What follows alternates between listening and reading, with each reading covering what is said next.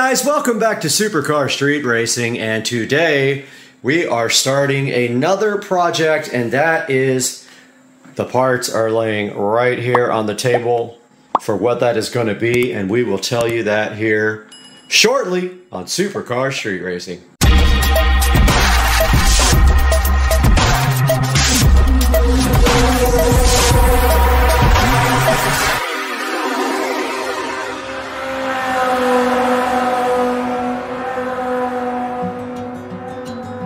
Guys, welcome back to Supercar Street Racing. I'm Brad, bringing you a new project for today, and that is we are going to be hanging a TV right there in the center of that wall in my garage.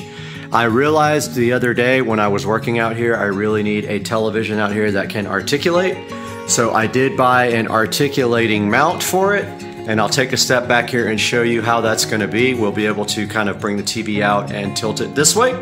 And then we will run the wiring up through the wall into the attic, and it will be run on a Fire Stick. And now I will show you the television that's going to go right here. We've got this full motion TV wall mount here. We've got an RGB Govee LED Alexa smart strip light for behind the TV. And we've got an outlet to put behind the TV for a power for the TV and also USB. Now I took a chance on this guy, not understanding or knowing. I'd never bought a mount like this that just has one single up and down. I usually buy the long way mounts, so I'm gonna try this one for the first time and let you guys know how I like this new type of mount. Guys, we are back in the office, and this is the sacrificial lamb. This is my Sharp Aquos television. I actually have two of them. I have had them for over 10 years and they have been amazing. They are 1080p. They got the old school RCA inputs in the back as well as HDMI. That tells you how old they are. They don't have S-video, so they're not quite that old, but they do have RGB, which tells you something. These TVs are old.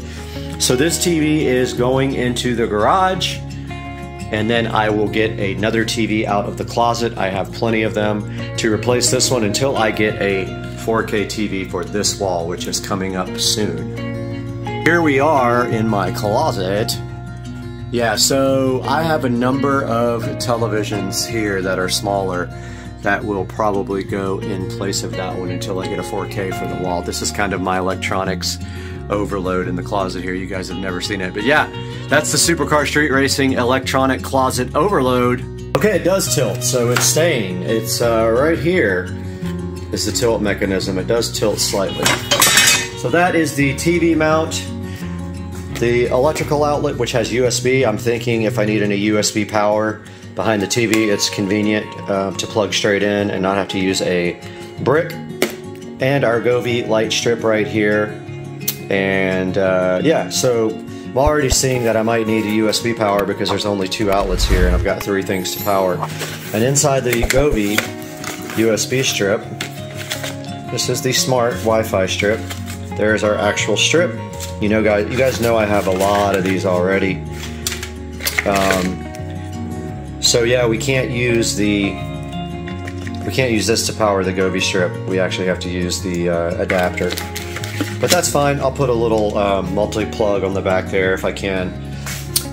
Yeah, so that is what we have to do this project starting tomorrow.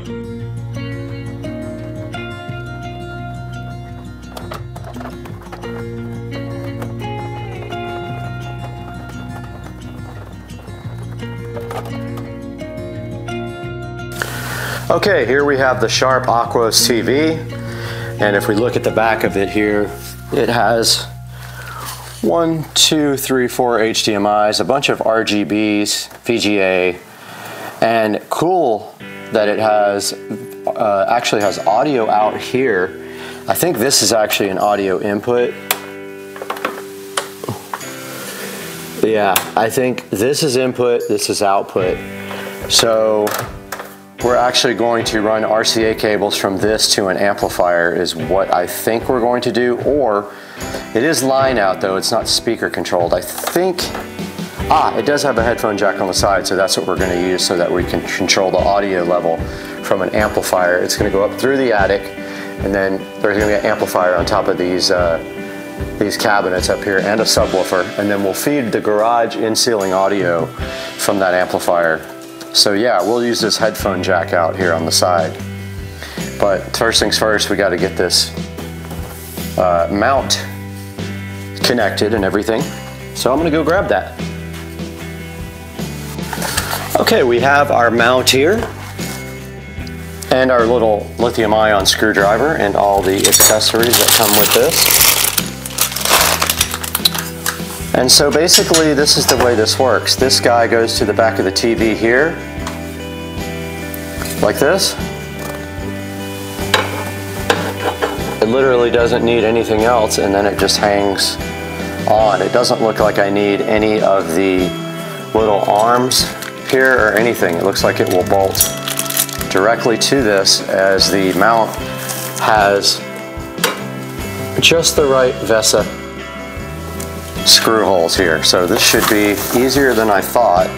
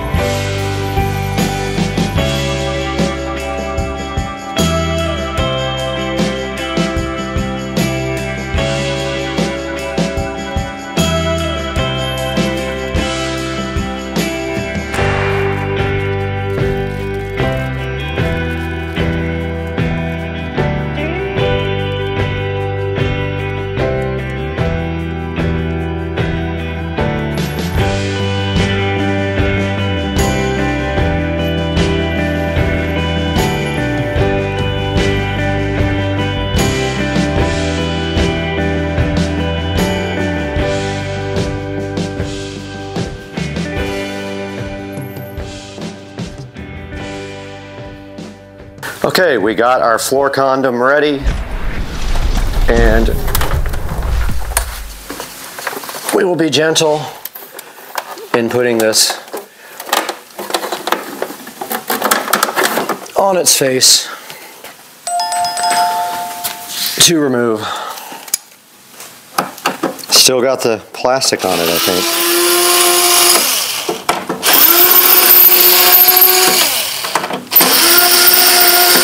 I don't have the replacement for the bottom of this, but I don't need it. It won't be seen.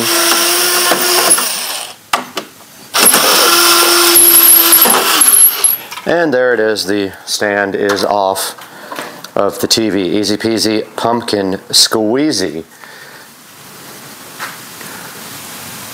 So we do have a toolbox up on the bench. I want to make sure that the bottom of this TV does not interfere with the toolbox opening. So we're going to measure from the bottom of the mount. Actually, we're going to measure from the center of the mount to the bottom of the TV, because it's about 10 inches, 9 3/4. So we need to be at least 10 inches above the toolbox right here, so that the bottom of the TV doesn't hit that. We need to at least open the door that much. So I would say there's a nail pop right there. If we go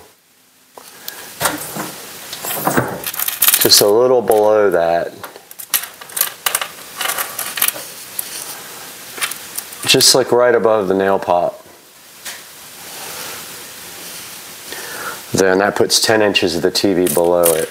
Maybe right here.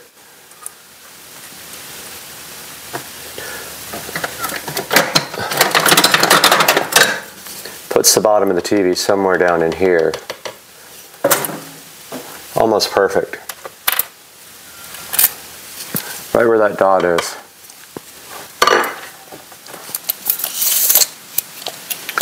So Using our stud finder here, I see the nail pop. Notice the arrow there on the stud finder, and there's the nail pop. So that's where we will put our mount. Now this mount, unlike other mounts, has one single center.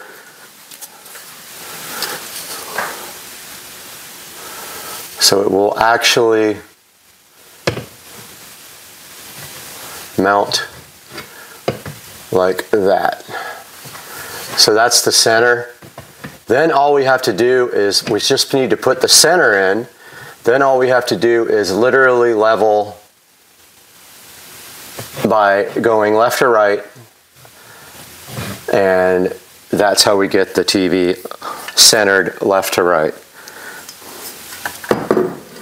Unlike a mount that goes this way, you can kind of fudge it if it's not level by putting something under one side of the mount to raise up one side. But on this one, we don't have that capability, so it has to be perfect left to right like this. And the center gives you the opportunity to move it this way, left to right, to get it 100% center.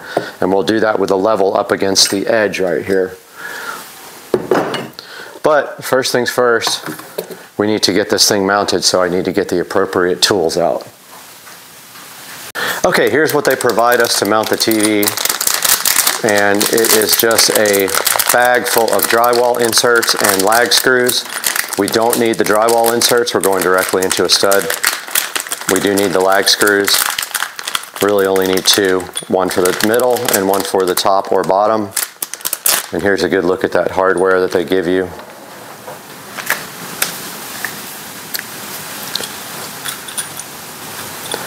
Look at the lag screws they give you. So that's what we will be driving in. And we're going to need our impact gun and a socket to fit this. Let's see what we have here. Okay, here's my sockets. Looks like maybe a 8.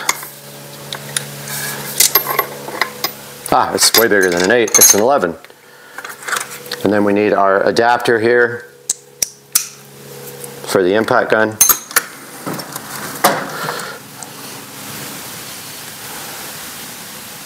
And fits perfectly. Grab the impact and get to work. Okay, we're ready to go. Is that too pre-drill? I don't think it's necessary. These are heavy stones that I'm going to chance to break a hole. So I'm just going to run this a little bit first. There we go. Alright, now we got it started.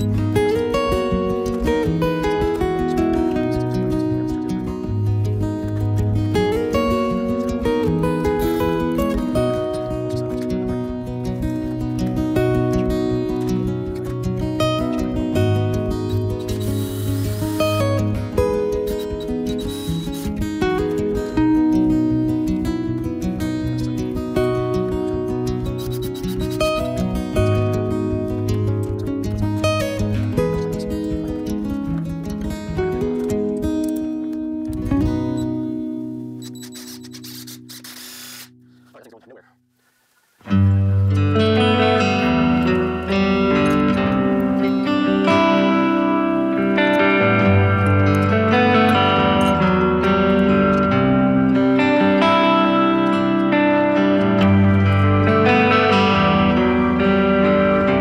the back of the TV just has to line up with this part, so it slides right over and sits on these hooks according to the manual here. Then there's 2 screws in the box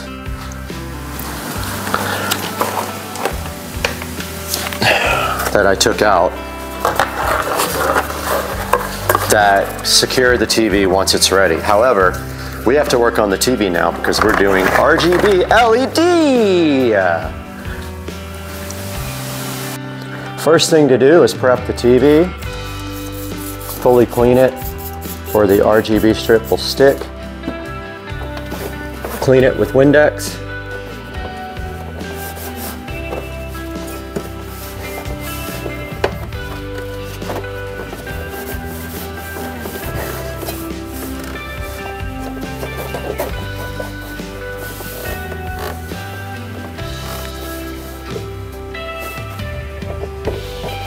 Hate these towels that don't actually dry.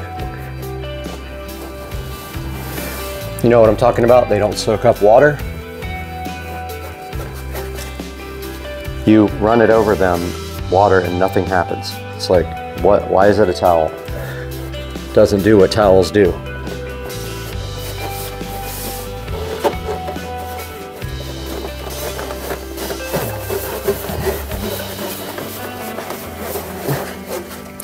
All right, this thing is clean and drying off. Now I didn't get the immersive TV, not for the garage. It was about $80 more. We don't need that. We have the Govee Smart LED strip, which we can program to make come on when the TV comes on. And here is the strip right here. But we have to plan our power and all that. So power will be on this side. I'm putting the wall box on this side of the TV, so power needs to mount on this side. So I'm thinking power here. And the strip will go around the edge like this. So our power